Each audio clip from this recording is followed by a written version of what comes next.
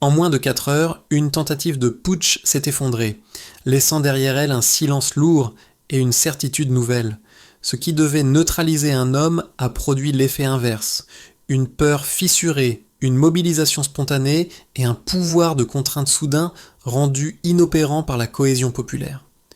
Que se passe-t-il lorsqu'un peuple cesse de craindre la perte et pourquoi le nom d'Ibrahim Traoré devient-il le point de cristallisation de ce basculement inattendu ? Un pays se redresse et avec lui une idée difficile à faire taire. Ce récit ne promet pas une célébration ni une condamnation, mais une compréhension précise de ce qui s'est réellement joué derrière l'échec éclair du putsch. L'enjeu est simple. Comprendre comment un moment de crise aiguë peut redéfinir le rapport entre pouvoir, peur et société, et pourquoi cela compte bien au-delà d'un épisode politique isolé, à travers les faits rapportés, les réactions observées et les données disponibles. Il s'agit d'examiner ce que ce basculement révèle sur la stabilité, la légitimité et les risques qui accompagnent une mobilisation populaire soudaine. Car derrière l'émotion et les symboles se posent des questions concrètes. Comment une unité née dans l'urgence peut-elle durer ? Comment éviter que la cohésion ne se transforme en isolement ? Et quels coûts invisibles accompagnent cette dynamique ? Pour le Burkina Faso, les conséquences touchent l'État, l'économie locale et la vie quotidienne des citoyens. Pour la région, elles interrogent les équilibres du Sahel et les modèles de gouvernance encore en place. Comprendre ces enjeux permet de dépasser le récit immédiat et d'évaluer ce qui est réellement en jeu lorsque la peur cesse d'organiser la société. En moins de 4 heures, la tentative de renversement s'est désagrégée et ce détail temporel suffit à mesurer l'ampleur du basculement.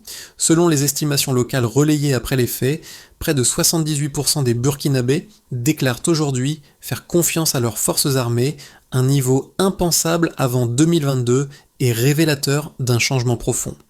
Ce chiffre ne décrit pas seulement une opinion, il éclaire la rapidité avec laquelle un calcul fondé sur la peur a cessé de fonctionner autour d'Ibrahim Traoré. Pour comprendre ce mini-révélateur, il faut revenir brièvement au contexte dans lequel le Burkina Faso évoluait. Le pays sortait d'une période marquée par des attaques répétées, des tensions internes et une pression régionale constante. L'autorité de l'État apparaissait fragile et la population épuisée semblait résignée à une instabilité chronique. Dans ce cadre, un scénario de putsch reposait sur une hypothèse classique: frapper vite, désorganiser le centre du pouvoir, provoquer l'attentisme ou la peur parmi les civils. Or ce cadre s'est fissuré presque immédiatement. Des soldats ont refusé de suivre des ordres jugés illégitimes, tandis que des civils se sont interposés symboliquement entre les armes et les institutions. Ce n'est pas la force matérielle qui a manqué aux assaillants, mais l'adhésion minimale nécessaire pour que le mécanisme fonctionne. En quelques heures, le rapport de force s'est inversé, non par une contre-offensive organisée, mais par une absence de relais. Dans cette séquence, Ibrahim Traoré n'apparaît pas comme un stratège omniprésent, mais comme un point de convergence. Sa parole, diffusée simplement, a servi de repère dans un moment de confusion, rappelant que les idées ne se neutralisent pas par la violence. Ce positionnement a transformé un événement militaire en épisode moral, où la légitimité s'est jouée moins dans les casernes que dans la réaction collective. Ainsi, le mini-révélateur n'est pas seulement l'échec du putsch, mais la vitesse de cet échec. Elle signale qu'un seuil a été franchi, celui où la peur cesse d'être un outil fiable de gouvernance. Parmi ceux qui ont perçu le changement au plus près, il n'y avait ni analystes ni responsables politiques, mais des acteurs ordinaires placés au cœur de l'incertitude. Des jeunes soldats restés dans leurs casernes, des maires de zones rurales écoutant la radio à l'aube, des commerçants observant des rues inhabituellement calmes. Ces figures anonymes servent de personnages guides pour comprendre comment la bascule s'est opérée concrètement. L'un de ces repères est le témoignage d'un sergent d'une trentaine d'années, resté volontairement en retrait lorsque la situation vacillait. Son refus d'obéir à des ordres perçus comme illégitimes n'a pas été présenté comme un acte héroïque, mais comme une décision pratique, presque banale. Cette banalité est précisément ce qui en fait un signal fort. Elle indique que la loyauté ne s'est pas déplacée vers un homme, mais vers une idée de responsabilité partagée. Dans les heures qui ont suivi, les effets précoces se sont matérialisés rapidement. Les marchés ont rouvert sans directive officielle, les écoles ont repris leurs activités et les interactions entre civils et militaires ont changé de ton. Il ne s'agissait pas d'un retour à la normale, mais de l'émergence d'une normalité différente, fondée sur la vigilance plutôt que sur la soumission. Ibrahim Traoré apparaît ici en arrière-plan, moins comme un commandant que comme un symbole reconnu. Sa présence discrète, sans mise en scène, a renforcé l'impression que la cohésion venait du terrain et non d'une injonction verticale. L'impact précoce le plus visible est donc immatériel, une confiance diffuse, encore fragile, mais suffisante pour réorienter les comportements dès les premières heures. En clair, quand la légitimité change de source, les réflexes collectifs suivent. Tout a commencé par une phase d'activation classique, presque routinière pour ce type d'opération. Des rumeurs ont circulé tard dans la nuit, évoquant des mouvements de troupes inhabituels et des communications perturbées. À Ouagadougou, l'air était chargé d'une tension sourde, faite d'attente et d'incertitude. À l'aube, les premiers coups de feu autour du palais présidentiel ont confirmé que quelque chose se jouait, sans que personne ne puisse encore mesurer l'ampleur de la situation. La montée vers le point culminant a été rapide.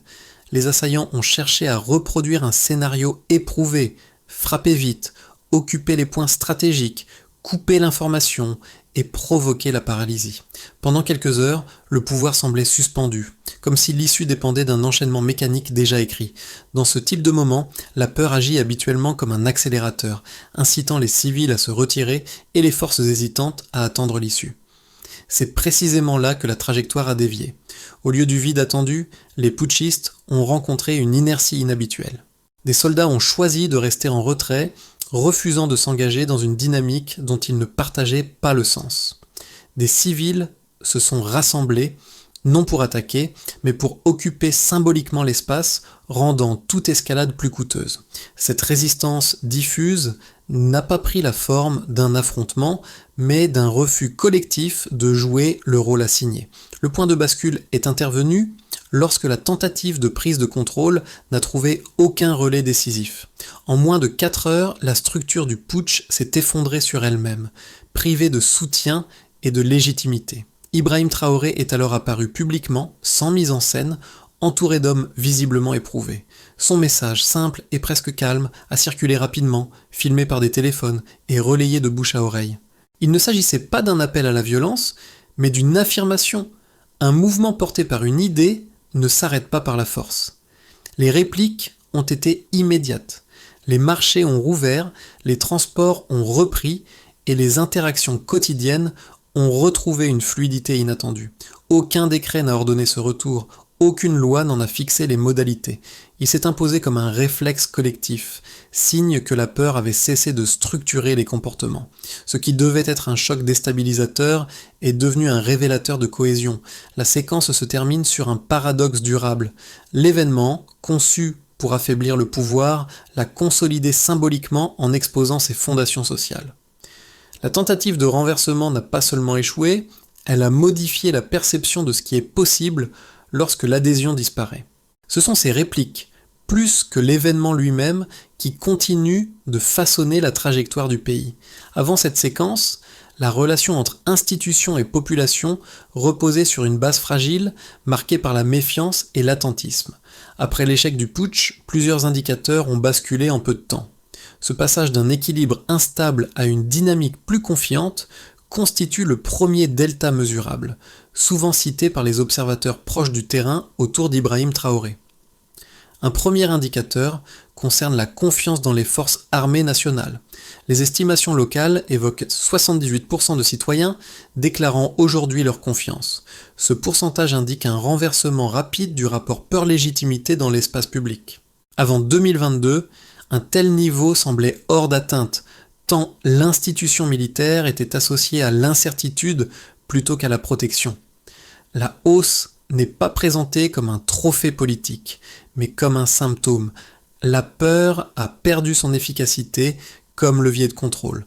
Le second indicateur touche à l'économie agricole, souvent négligée dans l'analyse politique. Depuis le lancement du programme Terre digne, la surface cultivée par des coopératives locales aurait progressé d'environ 22%.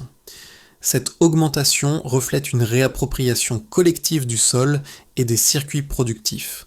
Au-delà de la valeur économique, elle traduit une dynamique de responsabilité partagée où cultiver devient un acte de stabilité plus qu'un simple moyen de subsistance. Dans un contexte de sanctions et de pression extérieure, ce redéploiement montre que l'isolement n'a pas paralysé l'initiative locale. Le troisième indicateur concerne la participation civique. Manifestations, volontariats et projets communautaires auraient doublé en moins de 18 mois. Ce doublement signale que l'engagement remplace progressivement la résignation comme norme sociale. Là où l'on attendait un repli, on observe au contraire une multiplication d'initiatives locales, souvent informelles mais durables. Les marchés parallèles d'entraide et les associations de quartiers se sont structurés sans impulsion centralisée. Ces chiffres restent imparfaits et doivent être lus avec prudence. Ils ne prétendent pas mesurer la totalité du phénomène ni garantir sa pérennité. Toutefois, leur cohérence raconte une trajectoire. Chaque pourcentage, chaque hectare, chaque initiative collective forme une ligne d'un récit plus large, celui d'un pays qui cherche à produire de la stabilité sans dépendre d'une peur imposée. Ibrahim Traoré s'appuie sur ces données sans emphase. Il les évoque comme des preuves fonctionnelles, non comme des symboles idéologiques. Cette retenue participe à leur crédibilité. Elles ne promettent non pas un succès automatique, mais attestent d'un changement de comportement mesurable. Le delta le plus significatif n'est peut-être pas chiffrable, la disparition progressive de la résignation comme réflexe dominant. Ainsi, les preuves quantitatives ne concluent pas le débat. Elles déplacent simplement la question de savoir si la cohésion est réelle vers celle de sa durabilité. Les chiffres indiquent une direction, pas une destination, et c'est cette nuance qui rend leur lecture décisive pour comprendre la suite. Deux lectures de critiques s'affrontent autour de cette transformation rapide, et les examiner sérieusement permet d'éviter un récit univoque. La première, souvent formulée depuis l'extérieur, décrit la dynamique actuelle comme une dérive populiste. Selon cet argument, l'élan autour du pouvoir reposerait davantage sur l'émotion que sur des bases institutionnelles solides. La rhétorique de la dignité masquerait dans cette optique une fragilité économique persistante et un risque d'isolement diplomatique. La cohésion serait réelle mais volatile, dépendante d'un contexte exceptionnel plutôt que d'un cadre durable. La seconde critique, plus interne, alerte sur le danger d'un mythe du sauveur. Elle reconnaît la mobilisation populaire, mais craint qu'elle ne se cristallise autour d'une figure centrale, réduisant à terme l'autonomie des institutions et la pluralité des voix. Dans ce scénario, l'unité née de la crise pourrait se retourner contre elle-même si la concentration symbolique du pouvoir freinait la capacité de contestation ou d'ajustement. Ces deux arguments reposent sur des risques réels et méritent d'être pris au sérieux. Toutefois, les données observées jusqu'ici nuancent ces craintes. D'une part, les indicateurs évoqués précédemment montrent que la mobilisation ne se limite pas à l'adhésion symbolique. L'augmentation de la participation civique et le redéploiement agricole suggèrent une implication diffuse, répartie sur de multiples acteurs locaux. Une dynamique uniquement émotionnelle aurait plus de mal à produire ce type d'engagement prolongé et concret. D'autre part, la figure d'Ibrahim Traoré apparaît moins comme un centre de gravité exclusif que comme un catalyseur. Son rôle, tel qu'il est perçu sur le terrain, consiste davantage à faciliter qu'à diriger chaque initiative. L'absence de mise en scène spectaculaire et la valorisation répétée des actions collectives réduisent, pour l'instant, le risque d'un récit héroïque fermé. La réponse aux critiques ne consiste donc pas à les invalider, mais à les recontextualiser. Les risques d'isolement et de concentration existent, mais ils cohabitent avec des signaux contraires, diffusion de la responsabilité, initiatives locales autonomes et vigilance sociale accrue. La situation actuelle se situe dans un équilibre étroit où ni l'optimisme naïf ni le scepticisme total ne rendent justice à la complexité du moment. La question centrale devient alors moins celle de la légitimité immédiate que celle de la capacité collective à corriger la trajectoire si ces risques se matérialisent. Si vous souhaitez poursuivre, passons à la partie suivante. Cette phrase courte résume le déplacement le plus décisif observé au cœur de la séquence. Jusque-là, le rapport de force reposait sur l'idée que l'instabilité et la contrainte pouvaient encore discipliner la société. Or, au milieu de cette crise, un autre mécanisme s'est imposé. La conscience collective a commencé à peser davantage que la menace. Ce point médian ne correspond pas à une décision officielle ni à une annonce spectaculaire. Il se manifeste dans un détail souvent négligé, la normalité retrouvée sans ordre. Les écoles qui rouvrent, les marchés qui reprennent, les soldats qui saluent les civils ne répondent pas à une consigne centralisée. Il signale que l'obéissance fondée sur la peur a perdu sa fonction structurante. Ibrahim Traoré se situe précisément à cet endroit du basculement. Sa présence, plus observée que directive, accompagne une transition où le pouvoir cesse d'être perçu comme vertical. Il circule désormais à travers des pratiques quotidiennes, des choix locaux et des interactions ordinaires. Ce glissement modifie la nature même de la stabilité. Elle n'est plus imposée, mais produite. Ce moment charnière change la lecture de tout ce qui précède. L'échec du putsch n'est plus seulement un événement sécuritaire, mais le symptôme d'un seuil franchi. Une fois ce seuil dépassé, les outils anciens deviennent moins efficaces, et les réponses classiques perdent leur portée. La suite dépend alors non d'un homme, mais de la capacité collective à maintenir ce déplacement sans le figer. Les effets de ce basculement se lisent désormais dans des conséquences tangibles, différentes selon les acteurs concernés, mais reliées par un même fil, la disparition progressive de la peur comme principe d'organisation. Pour l'État d'abord, la transformation est institutionnelle. Les administrations, confrontées à une population plus vigilante, voient leurs décisions davantage scrutées. La légitimité ne repose plus uniquement sur la hiérarchie, mais sur l'efficacité perçue. La coordination entre services s'est améliorée, non par injonction, mais parce que l'inaction devient socialement visible et politiquement coûteuse. Du côté des entreprises et des acteurs économiques locaux, le climat reste fragile, mais il a changé de nature. L'incertitude, liée à l'instabilité sécuritaire, a laissé place à une audace mesurée. Des coopératives agricoles et de petites structures artisanales ont relancé leurs activités, portées par une confiance nouvelle dans la capacité collective à résister au choc. Même les investisseurs extérieurs, encore prudents, observent un pays capable de continuité malgré la pression. Cette dynamique ne garantit pas une croissance rapide, mais elle réduit la paralysie qui freinait toute initiative. Pour les citoyens, l'impact est plus direct. L'engagement civique s'est intensifié sous des formes variées. Associations locales, projets communautaires, volontariat informel. La participation n'est plus vécue comme un risque, mais comme une responsabilité partagée. Les jeunes, en particulier, investissent des espaces culturels et éducatifs, organisent des débats et documentent dans leurs actions. Les paysans, de leur côté, ressentent une stabilisation progressive de leurs revenus grâce au soutien aux coopératives et aux circuits de cours. Chaque action quotidienne devient un acte de souveraineté silencieuse. À l'échelle régionale enfin, l'onde de choc dépasse les frontières. Les pays voisins observent attentivement l'expérience burkinabé. Des alliances se recomposent autour de la notion de souveraineté, partagée plutôt que sous la contrainte.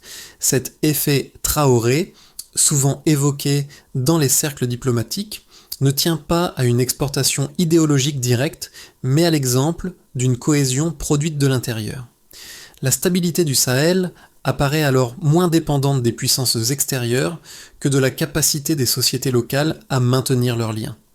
Ibrahim Traoré se situe au croisement de ces 4 conséquences. Il n'en est pas l'unique moteur, mais un point de référence. Son rôle symbolique relie l'État, l'économie, la société et la région dans une même trajectoire. L'enjeu devient clair, ce qui s'est joué en quelques heures continue de produire des effets durables, précisément parce que la peur a cessé d'être la variable centrale. En projetant la trajectoire du Burkina Faso sur les 6 à 12 prochains mois, 3 scénarios plausibles émergent, chacun reposant sur la manière dont la cohésion actuelle sera entretenue ou fragilisée. Le scénario de base suppose une continuité prudente. La mobilisation citoyenne se maintient à un niveau suffisant pour soutenir les institutions, sans toutefois s'intensifier davantage. Les coopératives agricoles poursuivant leur consolidation, l'engagement civique reste élevé et l'armée conserve la confiance acquise. Dans ce cadre, Ibrahim Traoré agit comme un catalyseur discret, veillant à ne pas transformer l'unité en dépendance personnelle. Le scénario optimiste envisage une extension de cette dynamique.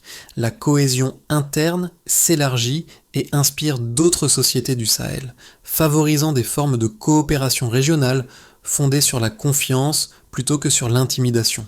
Les initiatives locales se multiplient, portées par une jeunesse plus impliquée dans l'innovation sociale et économique. Des partenariats extérieurs, respectueux de la souveraineté du pays, deviennent envisageables. La stabilité reste fragile, mais elle se nourrit d'un cercle vertueux où l'engagement renforce la légitimité, et inversement. Le scénario pessimiste met en lumière les vulnérabilités persistantes. Des pressions externes accrues, des tensions économiques ou des fractures internes pourraient réactiver des mécanismes de peur, en particulier dans les zones les plus isolées. Dans ce contexte, le risque serait double. Une recentralisation excessive du pouvoir ou une fragmentation de la cohésion actuelle. Ibrahim Traoré serait alors contraint de naviguer entre diplomatie, maintien de l'unité et prévention d'un récit héroïque contre-productif. Quelle que soit l'issue, une recommandation de fond s'impose. La stabilité future dépendra moins des décisions spectaculaires que de la capacité collective à privilégier la conscience partagée sur l'illusion d'une sécurité imposée. Les choix quotidiens des citoyens, des institutions et des acteurs économiques détermineront si la dynamique observée reste un épisode ou devient une trajectoire durable. À ce stade, les effets de la transformation ne se lisent plus seulement à l'échelle nationale, mais dans l'expérience concrète de groupes bien distincts. Pour les jeunes, d'abord, le changement est perceptible dans le rapport à l'avenir. Beaucoup ne se définissent plus uniquement comme des observateurs d'un système figé, mais comme des acteurs capables d'influer sur leur environnement immédiat. Des clubs de débat, des projets éducatifs et des initiatives culturelles locales émergent, modestes mais révélatrices d'une confiance retrouvée. L'engagement devient une compétence sociale valorisée plutôt qu'un risque à éviter. Pour les populations rurales, l'impact se manifeste autrement. Le soutien accru aux coopératives agricoles et aux circuits courts a stabilisé certaines activités et renforcé les liens communautaires. Les échanges ne reposent plus uniquement sur la survie individuelle, mais sur des pratiques collectives qui sécurisent les récoltes et les revenus. Cette évolution n'efface pas les difficultés structurelles, mais elle modifie la manière dont elles sont affrontées, ensemble plutôt que dans l'isolement. Les acteurs urbains, commerçants ou artisans ressentent également une évolution du climat social. La peur d'un effondrement brutal a reculé, laissant place à une vigilance active. Les décisions économiques restent prudentes, mais elles ne sont plus paralysées. Investir du temps, relancer une activité ou collaborer avec un voisin apparaît désormais comme un pari raisonnable plutôt qu'une imprudence. Enfin, pour les observateurs extérieurs et la diaspora, cette séquence agit comme un miroir. Elle invite à reconsidérer des catégories souvent simplificatrices et à s'interroger sur les formes réelles de résilience sociale. Le spectateur n'est plus seulement témoin d'un événement lointain, mais confronté à une question implicite. Comment une société transforme-t-elle la peur en responsabilité partagée et que cela révèle-t-il de nos propres contextes ? Transformer l'élan actuel en stabilité durable suppose une feuille de route claire articulée autour d'actions concrètes plutôt que de déclarations générales. Le premier axe concerne la participation citoyenne. Il s'agit de soutenir et structurer les initiatives locales existantes, qu'il s'agisse de comités de quartier, d'associations de jeunes ou de coopératives rurales. Le succès peut être évalué par des indicateurs simples: nombre de projets menés à terme, taux de participation et continuité des actions dans le temps. Ibrahim Traoré peut jouer ici un rôle de facilitateur, en donnant visibilité et ressources sans centraliser la décision. Le deuxième axe porte sur la consolidation de l'économie locale. Renforcer les circuits agricoles et artisanaux permet de réduire la dépendance extérieure tout en ancrant la stabilité dans le quotidien. L'accès à la formation, à un financement adapté et à des réseaux de distribution locaux constitue un levier essentiel. Les mesures de suivi restent pragmatiques. Hectares IT à cultiver, coopératives actives, évolution des revenus des ménages, chaque progrès économique devient ainsi un support tangible de la cohésion sociale. Le troisième axe concerne l'éducation et la communication civique. Diffuser les valeurs de responsabilité, de transparence et de coopération à travers les écoles, les médias locaux et les programmes communautaires contribue à pérenniser le basculement observé. L'évaluation peut s'appuyer sur la participation aux programmes éducatifs et la diffusion des bonnes pratiques dans les communautés. Ces trois axes ne fonctionnent qu'en synergie. Pris isolément, ils restent fragiles. Ensemble, ils forment un cadre où l'action individuelle et collective se renforcent mutuellement. La feuille de route ne promet pas une immunité contre les crises, mais elle offre un mécanisme de correction continue. L'enjeu est clair, la stabilité ne se décrète pas, elle se construit pas, à partir de la conscience partagée qui a émergé durant la crise. Le fil conducteur de cette histoire ramène à une scène discrète, presque invisible au premier regard. Un sergent immobile sur une route, des jeunes discutant dans une cour d'école, des paysans retournant leurs champs au lendemain de la crise.